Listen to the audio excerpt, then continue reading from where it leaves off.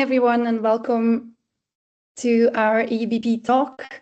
We will wait 1 or 2 more minutes for people to come in and then kick off the talk.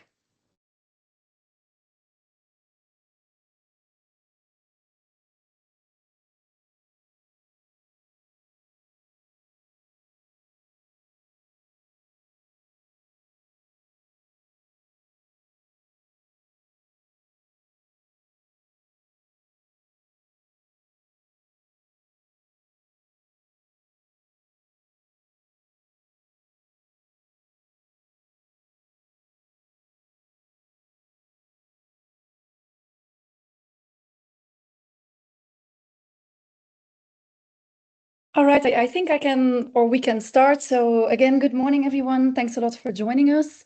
This is our 4th EUBP talk. My name is Julie Peters. I'm European Bioplastics EU Policy Affairs Manager, and I will be moderating this talk today. So as most of you already know, we are doing a talk series on material solutions, bioplastics beyond packaging. So we look into different sectors where bioplastics have let's say, a future and where bioplastics are functional and useful to use. And today we will zoom in on the automotive sector. It's a sector where there's a lot of innovation ongoing. The sector is looking itself into renewability, material innovation, but there's also constraints like performance, durability, and cost. So you always need to, of course, find a way where a material solution fits the sector and the needs of the sector. So we're very happy to discuss this today. Before heading into the actual presentations, a short introduction on European Bioplastics. So we are a trade association existing since over 30 years, covering biobased, biodegradable and compostable plastics. Our foremost goal today and commitment is to try to create a supportive policy framework for bioplastics to thrive. And of course, we also have a strong network with our members and stakeholders all around. So we were founded in 1993, and today we have approximately 75, 80 members. And we have an office both in Brussels, our main office is in Brussels, and then we have an office also in Berlin. Just as a short reminder that we also organize every year an annual conference. This year it's the 1st and the 2nd of December in Berlin. There will be approximately between 350 and 400 participants for 2 days of conference, networking, exhibitions, and so on. So please join us. You have the QR code where you can register. In the same sense, we also have a call for papers, which is open at the moment. So if you want to present something at the conference, please sign up. We always try to make it as interesting, innovative as possible. So don't hesitate to send in your abstracts, and then we can go over them together with our selection committee to then decide which comes to the conference. So a warm, let's say, a warm call for you to sign up for the conference and for the call for papers. All right, then a short disclaimer ahead of the calls. So these calls are funded by the European Union, so it's revenues from projects and projects that are funding these calls. We also need to say that the views and opinions that are expressed are those of the author, and they don't necessarily reflect those of the European Union nor of European Bioplastics. So you can already see Vito. Vito is our speaker today. And of course, what Vito tells you today is his views and opinions and so on. So we are not held responsible for them. So how will this work? As I said, I am your moderator, and then we have an expert presentation from Vito. The presentation will be approximately 20 minutes. We had a small change of program because Madalena, who was supposed to be our second speaker, is unfortunately sick today, so she cannot join us. So Vito can take his time to explain to you and to do his presentation. His presentation will also be recorded, and we'll share it with you afterwards. And then after the presentation of Vito, there is time for a Q&A. So during Vito's presentation, feel free to ask your questions in the chat. And then through the chat, I will be able to pick those up and to ask Vito if he has answers to them. All right, then I wouldn't do a good job if I also refer you to the next EUBP talks. So we have two that are scheduled yet. So we have the 16th of June that will look into agriculture, so bioplastics applications in agriculture. And the 7th of July, we are looking into applications in medicine, devices, and hygiene projects. Some housekeeping rules. So we would like to ask you to not use any AI tools. During the talk, you will see your microphone is on mute and your cameras are switched off. We would like to ask you to maintain this. As I said, we will be taking questions after the talk and during the Q&A part, and you can use the chat to ask your questions. All right, then the only thing that is left for me to do is to welcome very warmly Vito Guido Lambertini, who is the Material Innovation Manager of CRF Stellantis, or with CRF Stellantis, who has been in the business for quite some time, right, Vito? Yes. And who will be presenting you a presentation where he looks firstly on, let's say, what CRF Stellantis is doing in the material innovation space, and then he will present certain projects, more tangible projects on which he was a partner and worked on in this field. So with that, again, Vito, thanks a lot for being with us, and I'll leave the floor to you. Yes, thanks a lot for the kind introduction. So yes, so let me share the desktop so you can see what I prepared for today. Okay, so let me say that first, it's not easy to speak in this period for the topic itself, and also due to the fact that we are changing or we are declaring in this week the new industrial plan for Stellantis. So this is something that it will be very important for us. So in the next days, for sure, we will have more public information.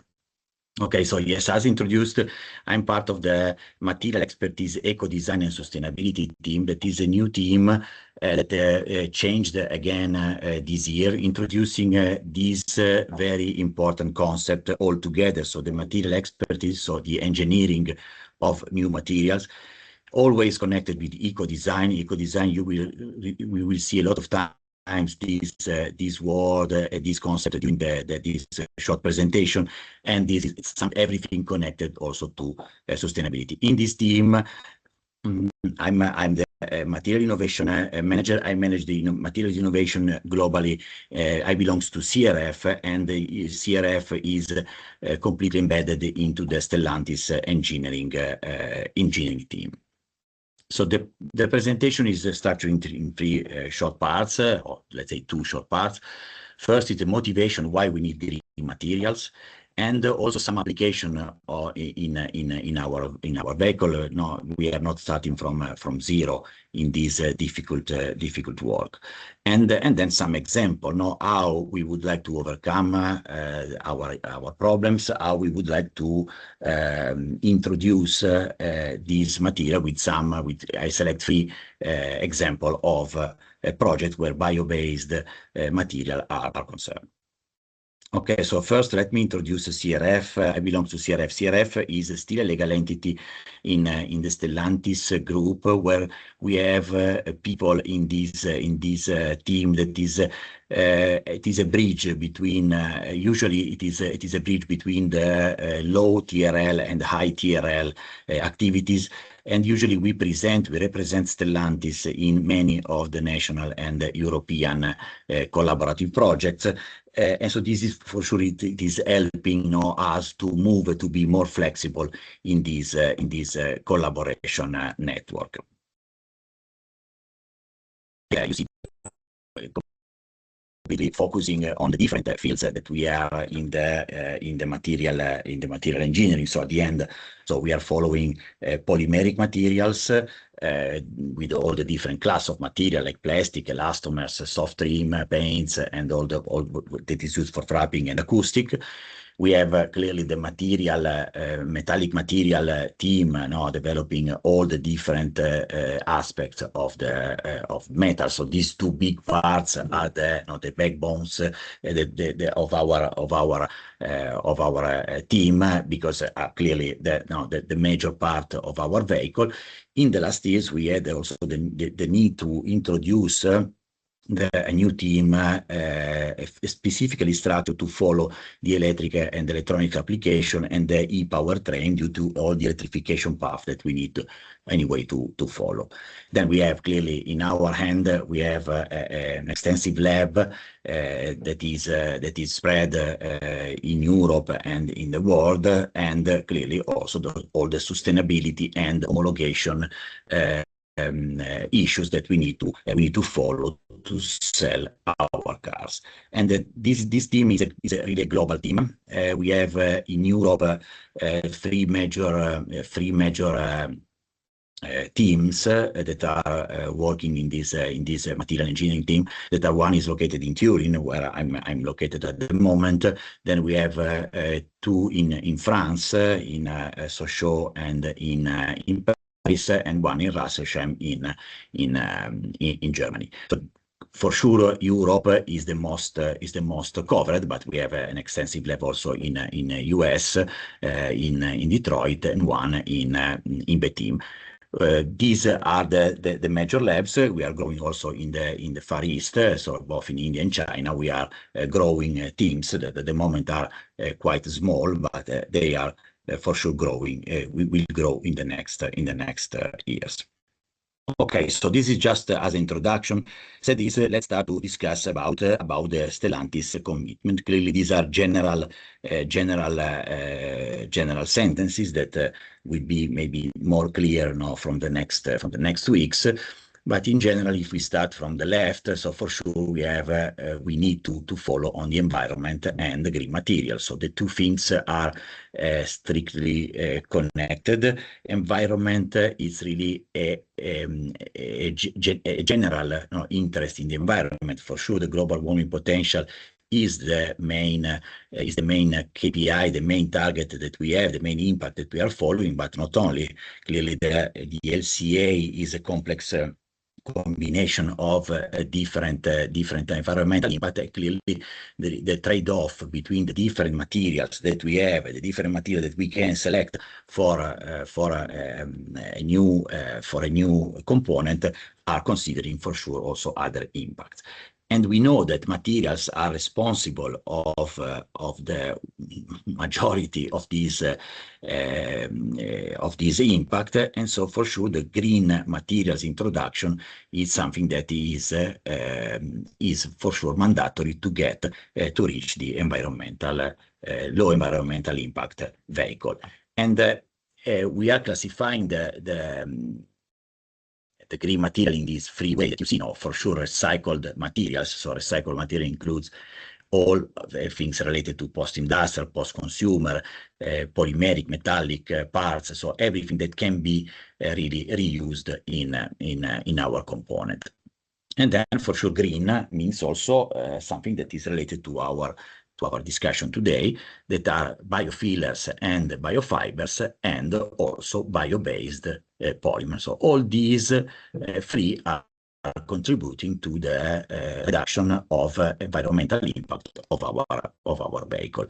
And you don't see here any details about targets, because this will be declared officially in the next days. But until now, we had in the previous target that we had certain percentage that are very tough to be reached to get this low environmental impact.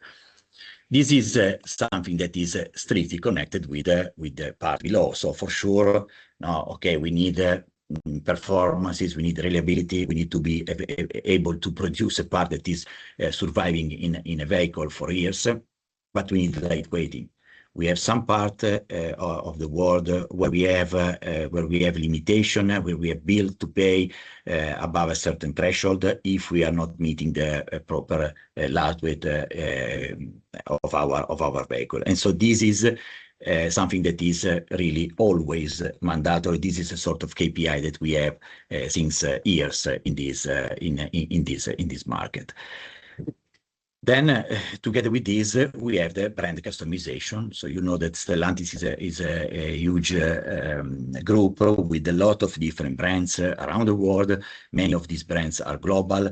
Some of these are more local. But anyway, there is a strong demand of identity of these brands. And so it's very important to have different material meeting the same application with different aesthetic aspect to really to focus and to be connected with the brand image that we want to achieve. So basically for one component, in principle, we would need 15 different materials with 15 different aesthetics that are connected to the brand image. Clearly, we are trying to limit it. We're trying to harmonize it. We're trying to cross use this application. But anyway, this is a very important target for us. And then we have in the part below, we have the constraints related to or the motivation related to the regulation. So you know that we have in Europe, these are particularly strong in Europe, but we have the new end-of-life vehicle regulation that will arrive in the next years with 15, 20, 25% of recycled material already integrated in our vehicle to meet the homologation phase. So not only the 85% of vehicle made of material that are recyclable, but also in this one we need to have also recycled material, and mainly from post consumer and end-of-life vehicle. Then we have the battery regulation. So also for the battery, okay, it's not related to bio, but for sure everything that is related to metals used for as an active material, we need to have a certain percentage of recycled material. And also on the right, you see the critical raw material deal that is in place, that is the everyday more stringent, to increase the independency of Europe from geopolitical issues, from the fact that we don't have this type or many of these raw material, critical raw material. Okay, so these are in general all the different commitments, the different motivation why we need to introduce new and green material. And so you see on the right how we build. We have one internal innovation plan that is following all these in details, all these request. What are the key objectives? What are the key objectives of this innovation plan? Are for sure, okay, to get low environmental impact. Okay, in general, all our activities that we are launching inside with the strategic research internally or with the collaborative research with other partners are anyway to get low environmental impact. But very important is the fact that we need no TPC impact. So we don't need the cost increase, because it is too easy not to substitute the material, to pass from one material to the other. Low environmental impact, the client will pay this difference. This is not working in the automotive market. Then for sure we need the compliance and regulation. So all these things are anyway, all these things connected with what we have in our innovation plan. We would like always to propose breakthrough material, because breakthrough materials are really important for our performances, for our communication. And we understood that in this case, the bill to pay is too high. And so we need always an eco-design approach to have back, so to use the improvements, the technical improvements given by this material, to have back let's say, to have some mitigation of the increased cost, and in some cases even to reduce cost thanks to the new performances of this material. So it's very important to connect these two things together. You will see that we try always to connect this to understand how the breakthrough material can be used to using as much as possible the new properties or the improved properties we can get. And now let's go in details about the two class of materials, so biopolymers and biofibers that are mentioned in the list of green materials. So let's start with the advantages of biopolymers. So for sure we have a defossilization, so this is for sure. We have in some case some potential CO2 reduction, and then we have a strong storytelling. So the color, material, and finishing stylists are very let's say they can communicate in an effective way the use of biopolymers with a lot of stories, regional stories that can really impact on the clients to tell and to transfer the message. On the other side, you see that we have today some thermomechanical limitation. So we need to improve the range of material more compliant with the automotive sector. Not only now, because we have some material that are ready for other markets. For the automotive, we need to do a step further. We for sure need to have to consider the fact that we have a higher cost, sensibly higher cost respect to fossil polymers, and so this is a very blocking property. We have some processing challenges that we can overcome, with some update of our machinery, but this is something that is not so critical, and we have also the CO2 benefit that are not guaranteed. So in some case, biopolymers, depending on how this will be calculated, how the LCA will be calculated, could be we can see some impact that are not as expected. And so this is another critical point. Are we sure that we are contributing in some way to solve the issue? So this is clearly carefully to be evaluated. From the biofibers perspective, you see that we are in the more or less in the same way. So we have here for sure the CO2 reduction potential. This is for sure valid. If we are able to make them visible, again here we have a stronger storytelling and then a stronger communication action, because these are directly seen into the eyes of our customers. And here, very important, we have also lightweight solution that is one important technical property that we need to exploit. For sure, from the disadvantages side, we have the variability of the material regionally, with different period during the year. But okay, anyway, we have the material variability that is in the last years. We have seen a lot of improvement in this direction.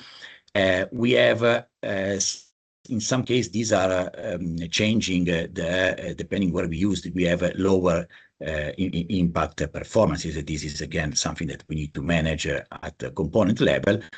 The fact that also these type of fibers, depending on the fibers, we have anyway higher cost of the final compound. In this case, we have some process constraints that we can overcome, and we need also to monitor volumes. So the supply chain is very important. So you see that based on this, we have advantages, we have disadvantages. Are these material aligned with our sustainability target? The answer is yes. We need to combine this with eco design. So we need to use properly the materials that we have intrinsically in the component, in the material itself, to get finally the component with potentially lower cost. And I would like to give you just some example in this direction. We are not starting from zero. We have something in the state of the art. So we are already using this material. And I give you some example. Starting from the old material using wood dust that is heavily used for all our door panels, parcel shelf, we have a compound that is simply we simply polypropylene mixed with wood dust. This is an historical material that is used in all our region. We have a lot of this, at the end, a lot of weight of this material into our vehicle. And in this case, what is clearly the driver was years ago, now without considering all these sustainability aspect, but was simply because the wood dust, the cost of wood dust was very cheap. The application was not aesthetic, was easy to produce these panels by extrusion, and so at the end the cost of this component was lower than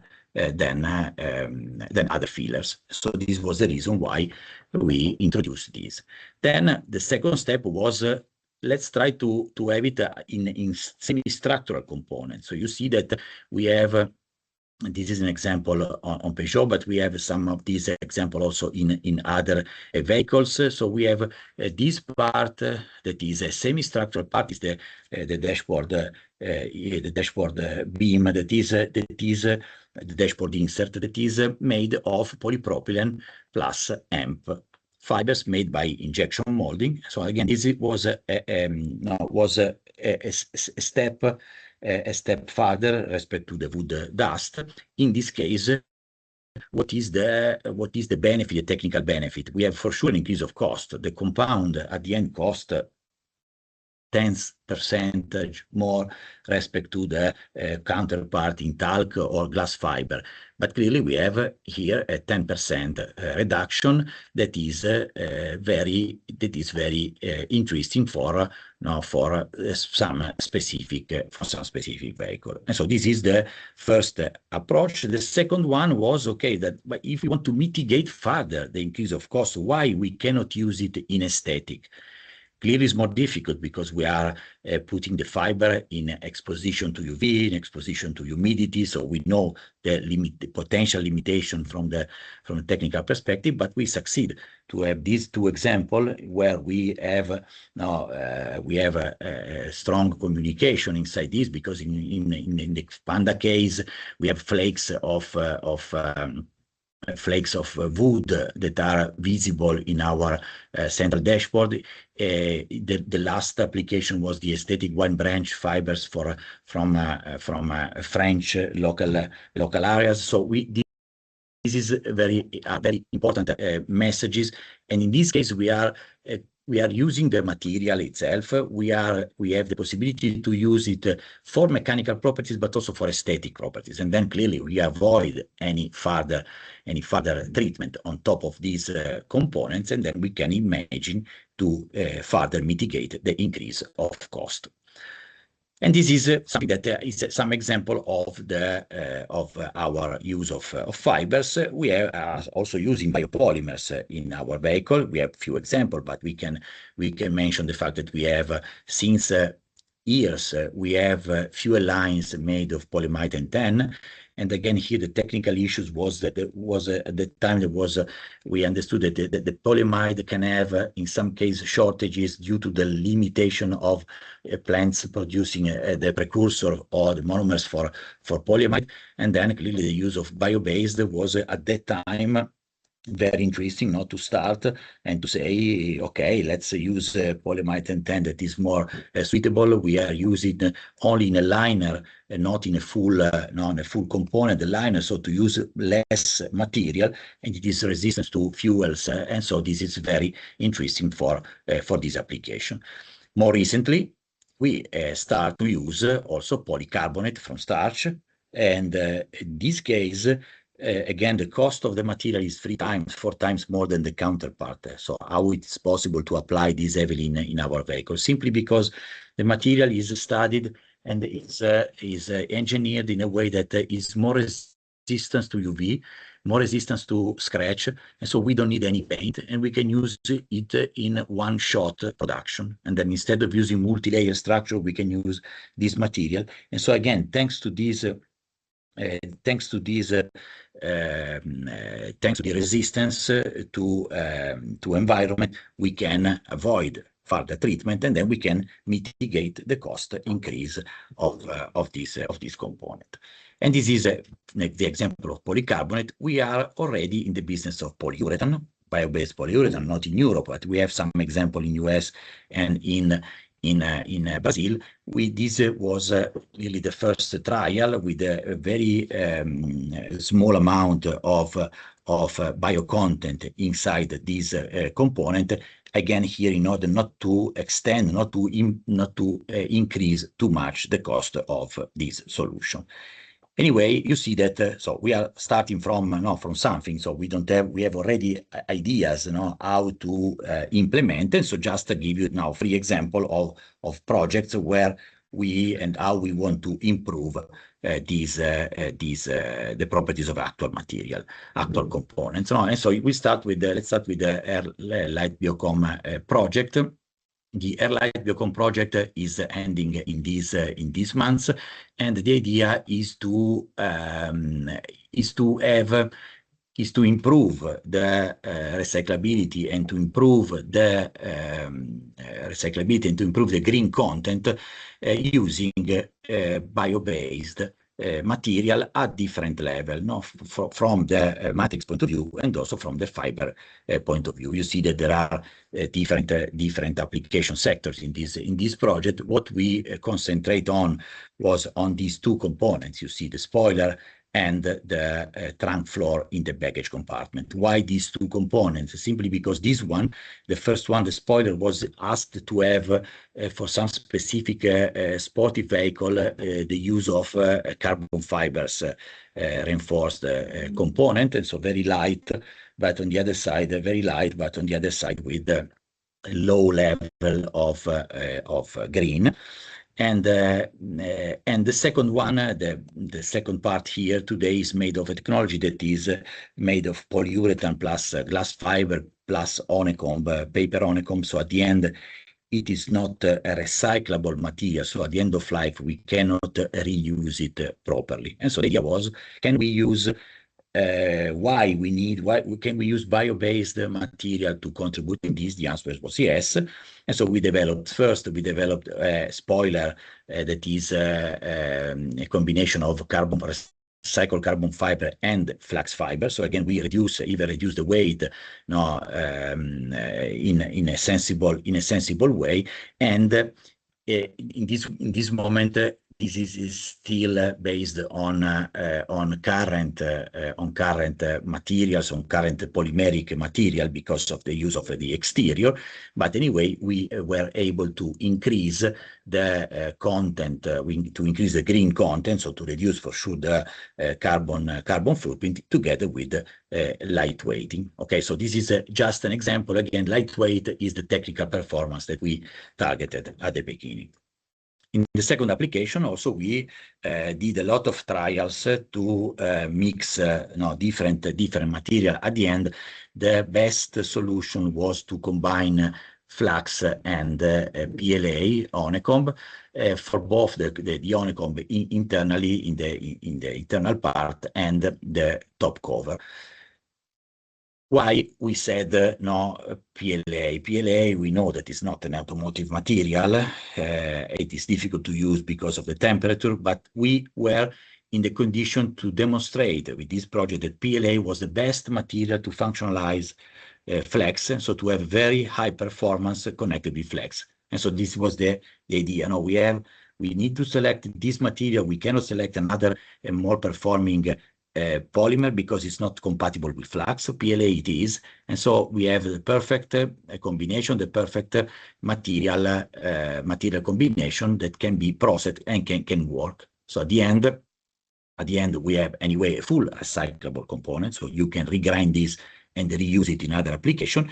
What is the situation now? In this case, we need to further improve mechanical performance. So maybe we need to work on the polymer itself to find another material that is maybe bio, maybe not bio, I don't know, but it's something that can be compatible again to flax and can be anyway can produce laminates with the proper thermal performances. But this was anyway a successful story to demonstrate that anyway we can work on composite that have more recyclable or anyway more green content itself.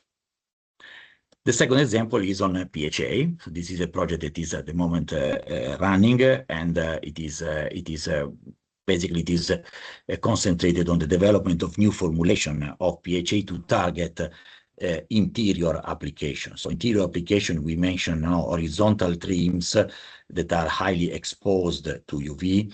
We have vertical trims that with different, a little bit less constraints, and also we have bottom part of the dashboard, for instance, that bottom trims that can be developed as well with this material. Now, clearly, this is the target.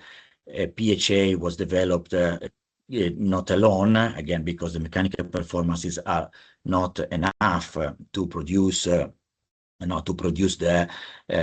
material, the proper properties of the material for the different application. And so we clearly try to first to introduce also some natural fillers in order to keep the very high bio-based content properties of PHA. And with the first compound that was validated, we produced this speaker grill that is in this position in vehicles, so very highly exposed, and the material passed our specification. So at the end, we can use it. We can use it also in difficult condition. What are the issues that we need to overcome here? Are again mechanical performances, and so mechanical performances means that we need to improve we need to combine the mechanical improvement, the mechanical performances with the eco design, and we need to develop a material that is suitable for the direct exposition to the environment without any surface treatment, and to mitigate the cost. Again, the cost of this material is sensibly higher than the counterpart, but anyway, this material could be suitable with different charges, with different fillers, so can be suitable for the combination of semi-structural and aesthetic applications. So we have many components where we have today we use two parts to be produced, one semi-structural and one aesthetic. In this way, we can imagine to use the properties, the mixed properties of aesthetic and mechanical properties, to combine the two things, and then to have only one component with, for sure, cost reduction or anyway cost mitigation. And the third example is related to polyurethane. Why polyurethane? Polyurethane simply because it's a really difficult material, because it is a fantastic material for automotive. We have more than 30 kilograms of this material. You can change the density, so you can meet several different application, from a very soft application like seat to steering wheel, where we have a higher density polyurethane. Even polyurethane can be used even in rigid parts, using as a composite, and so it's very flexible material with optimized, to say, cost, and then it's very interesting material for our application. We have 30 kilograms of this material in average, and it is important for us to check how we can improve the sustainability of this material, how we can eventually improve this material, and how we want eventually to substitute this material. Within Biomat, we developed these two formulations for seat and for steering wheel, just to show the potential range of different densities that we can get from this project. And you see clearly that, okay, at the end we succeed. Yes, we succeed. We produced with the new formulation. We have a very high bio-based content, maybe too high respect to what we maybe really need. The properties can really change a lot, and also process constraints can be important if we increase too much the bio content. But anyway, we demonstrate this just at the demo level. And what was good in this project, we developed different additives compatible with the bio-based material that were able to modify and to change the mechanical properties of this component. Then if you change mechanical properties, you can redesign the component with a different thickness, with a different geometry, and maybe save some weight and some kilogram of material from one side. From the other side, it is clear that if we are able to use the bio-based as a lever, to have it more aesthetic. So the idea to have aesthetic polyurethane, with the help of bio-based resistance molecules. In this case, maybe we can even further reduce the cost, avoiding any wrapping. This is clearly something that is more difficult. This is not